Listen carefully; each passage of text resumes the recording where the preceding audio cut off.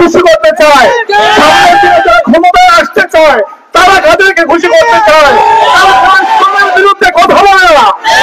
বাংলাদেশের সাধারণ মুসলমানেরা জানতে চায়, তারা বাংলাদেশের রাষ্ট্র ক্ষমতায় আসার আশা ব্যক্ত করছেন, আপনাদের কাছে জানতে চায় ইসকনের ব্যাপারে আপনাদের মনোভাব কি? এই ধরনের সন্ত্রাসী সংগঠনের ব্যাপারে আপনারা কি মনোভাব পালন করেন বাংলাদেশের সাধারণ মুসলমানরা জানতে চায়।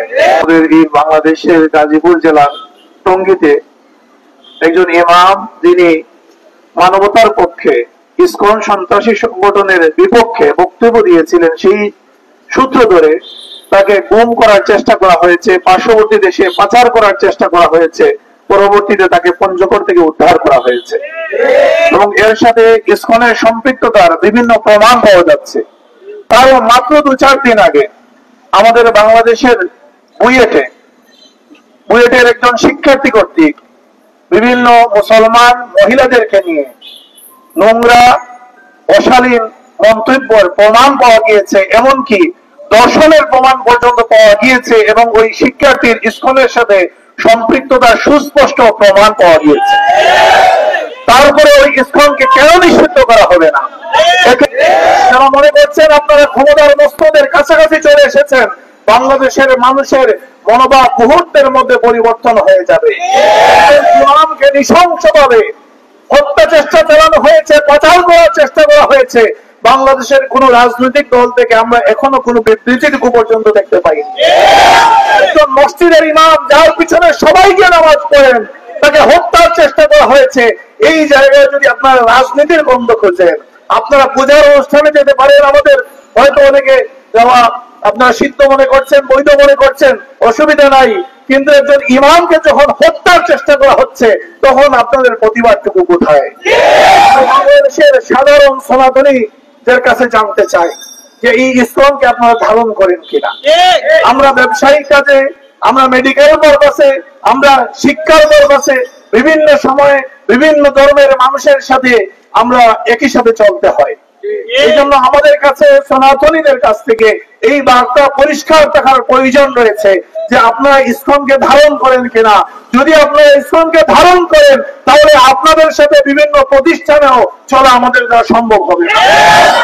আর যদি আপনারা ইসলামকে ধারণ না করেন, যদি আপনারা ধর্ষণের বিরুদ্ধে হন, যদি আপনারা এই খুন তাণ্ডবের বিরুদ্ধে হন, এই অশালীনতার বিরুদ্ধে হন, তাহলে আপনারা প্রতিবাদ মুখর হচ্ছেন না কেন?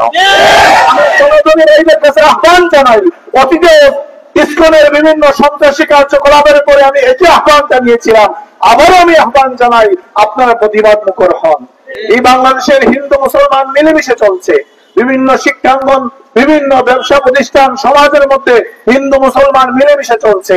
আজকে ইসকনের এই কার্যক্রমের কারণে হিন্দু মুসলমানের মধ্যে এই সম্প্রীতির বন্ধন, একসাথে চলার এই রাস্তা আজকে রুদ্ধ হয়ে যাচ্ছে। এই সমাজের মধ্যে চরম একটা বিশৃঙ্খলার পরিবেশ সামনে আমরা চিন্তা করছি। এই যখন পরিস্থিতি, আমরা সনাতনীদের কাছে জানতে চাই আপনাদের বার্তা কি?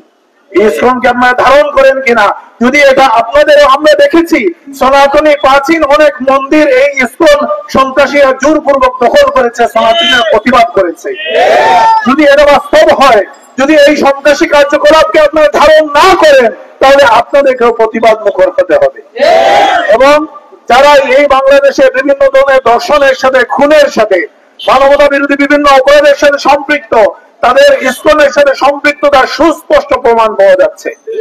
তারপরেও প্রশাসন তার স্বার্থে গড়িমসি করে এবং ইসকনের কোন সন্ত্রাসী যখন কোন অপকর্ম করে, আমরা দেখি প্রশাসন, পুলিশ প্রশাসন বিভিন্নভাবে দামাচাপা দেওয়ার চেষ্টা করে, বিভিন্নভাবে ভিন্ন দিকে প্রবাহিত করার চেষ্টা করে।